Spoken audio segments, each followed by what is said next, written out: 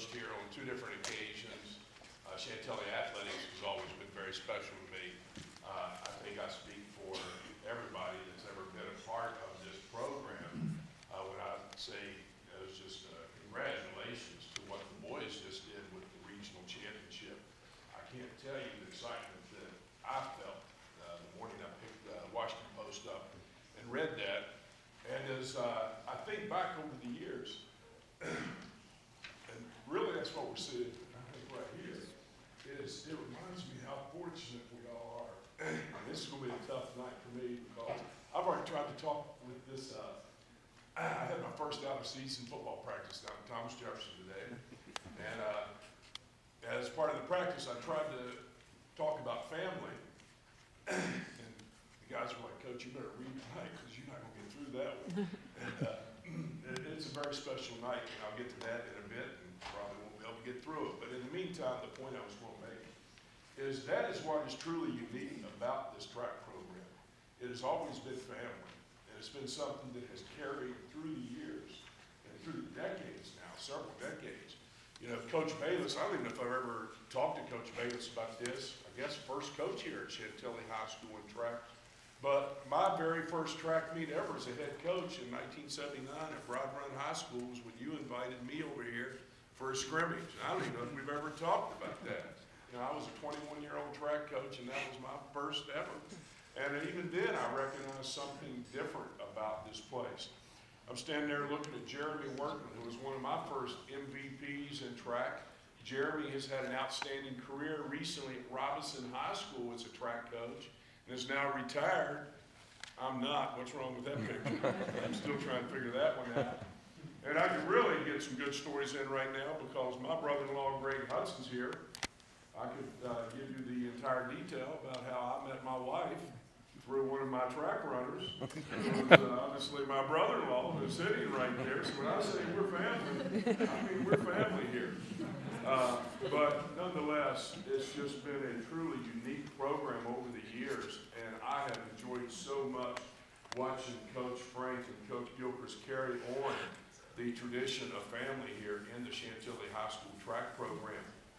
I would love for the young man who is not here tonight, Chris Teal, to be here just for you to meet. We used to call him Smooth. And as much as anything, the way I recruited Chris Teal was in 1989. We had a stockpile of jumpers, and we were very fortunate starting to win in district championships. And all those jumpers were graduating. And my mind flashed back to this 6'5", and I'll just use the word rangy to be nice, 10th grade defensive end on the junior varsity football team that fall. If he were here, I would have to get into some stand-up comedy because if I were to tell you about some of his exploits as a football player that year, it's just enough to make you roll on the floor. Believe me, he never played football again, but he became an outstanding basketball player, and he became an outstanding triple high long jumper, 200, 400, ran all the relays. And so he really was the glue when all those people graduated in 1989. There was a period there where we actually, I think, won 14 district championships in a row, indoor and outdoor boys, save the one that got forfeited. But nonetheless, Chris Teal was the glue in between my retirement and all those guys that you see over here who were out of this high school in 1989 and a whole new coaching staff and new group of athletes. He was the man that kept it together. And again, I mean, when we called him Smooth, a 6'5" guy that was truly as smooth as him physically on the track, that's why we called him Smooth. But if you were to meet him, and I wish I could see him here right now, it was his personality. He just was the most easygoing and most relaxed man I think I've ever known in my life.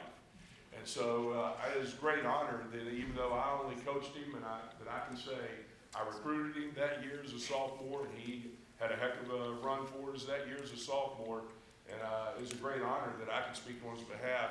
And I'm very thankful to see him inducted into the Hall of Fame, Mr. Chris Teal.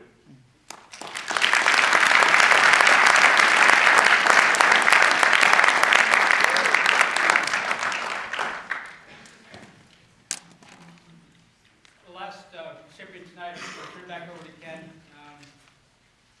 It's a very emotional evening for all of us that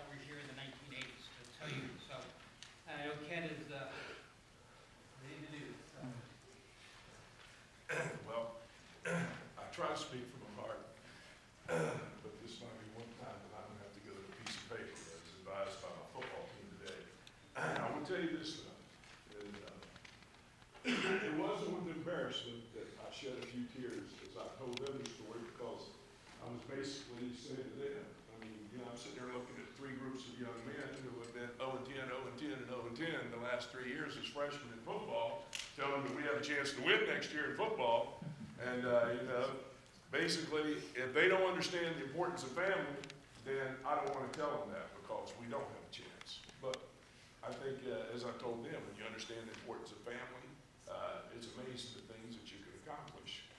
So at any rate, going back to, I guess I sort of lied when I said to the boys track team, and again, I sincerely congratulate you on that regional championship, that I don't think anyone could have been more proud and more excited because realize that was not just the culmination of your 4 years of hard work, those of you who are seniors, and the culmination of many years of hard work of Dr. Gilchrist and Coach Frank, but that is the culmination going all the way back to all the hard work that Coach Bayless put in as the very first track coach here.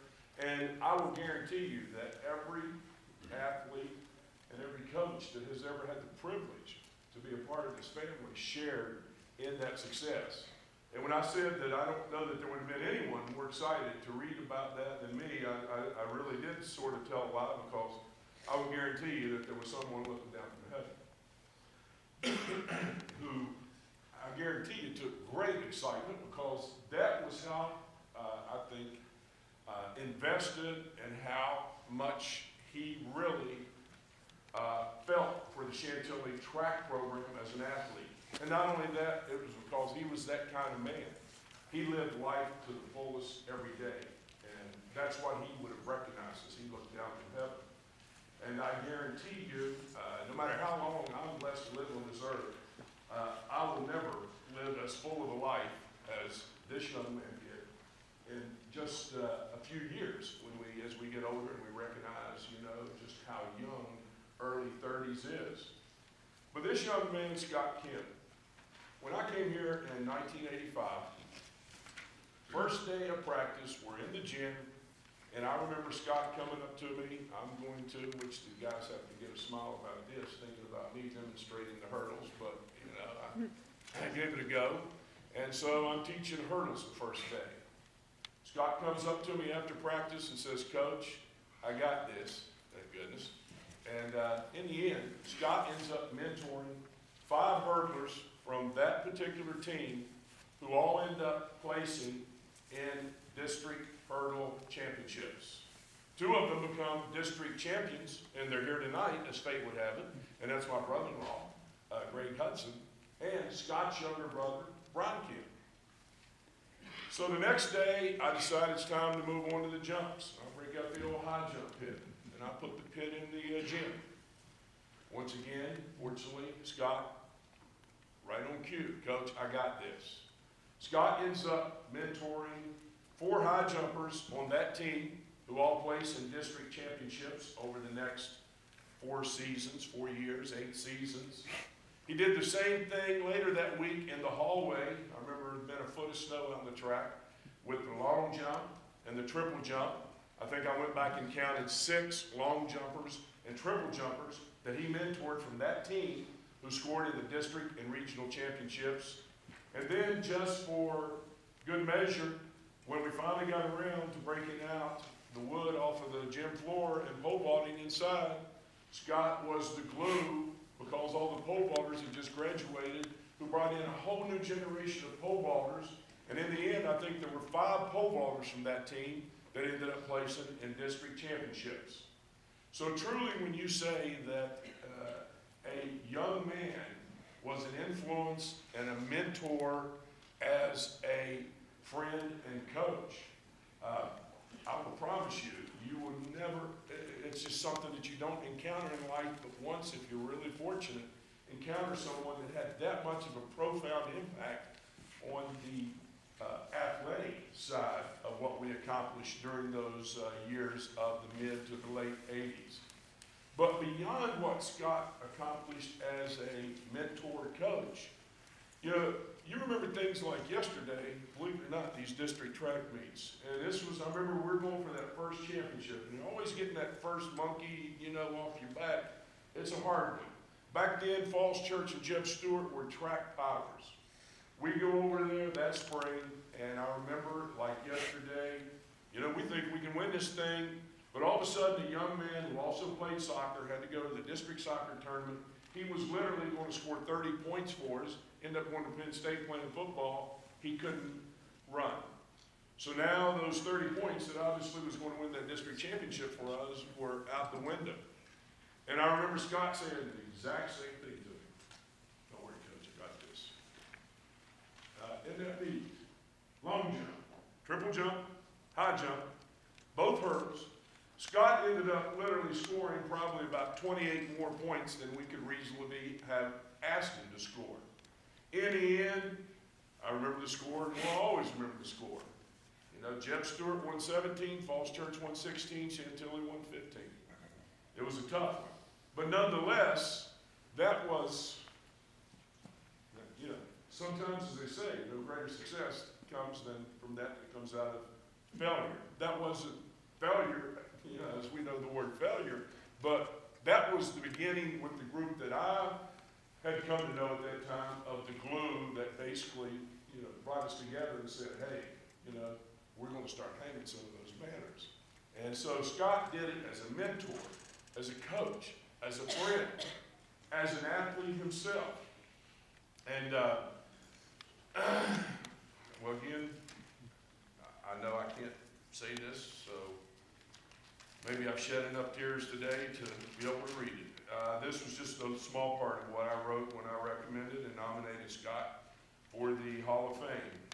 Scott was a phenomenal example to the young men in the track program of 85, 86, both on the track and in all other walks of life.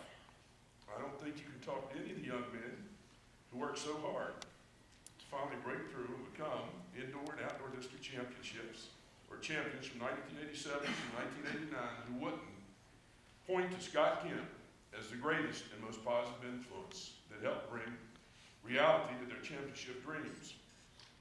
And now 35 plus years of coaching, I can't say that I have ever encountered any athlete that I have more respect for than Scott Kemp, which was where I started with my football team today as I talked about family. As a young man of the highest character, his unselfishness in the world of track mirrored the human being that he was.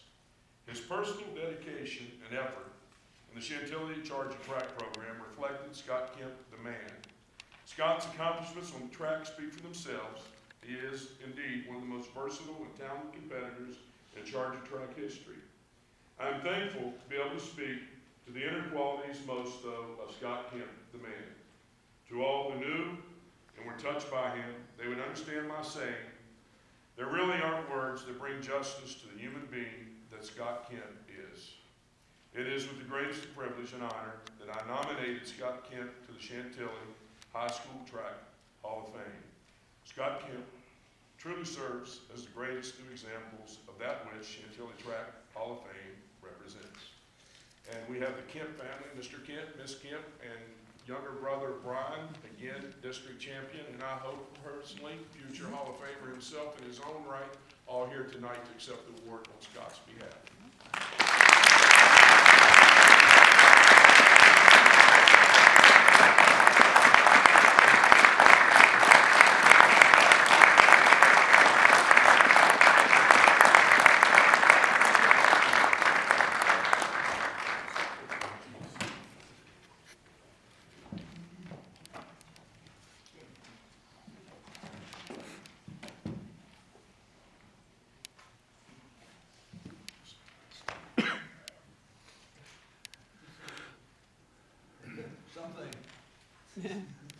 So I want to thank the nominating committee for nominating Scott. We're all proud and humbled by this award. Scott passed away, if I guess you gathered from that, back in 1997 from cancer. And I know he would be quite proud to receive this honor. Thank you.